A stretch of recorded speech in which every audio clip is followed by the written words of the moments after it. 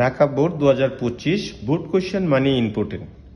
Board কোয়েশ্চেনের preparation হলে আর অন্য কোনো কিছুর প্রিপারেশন প্রয়োজন পড়ে না সাধারণত। 60 ডিগ্রি কোণের পূরক কোণ আঁকো।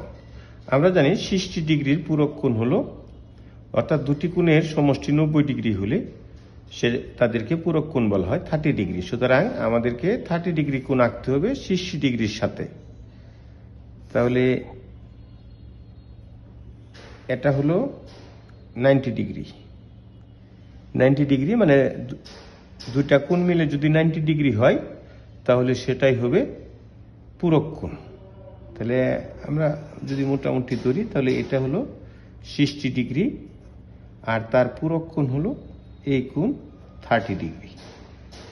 এ বি সি ডি, এখানে এ বি ডি 30 ডিগ্রি হলো 60 ডিগ্রির পূরক কোণ। ধন্যবাদ।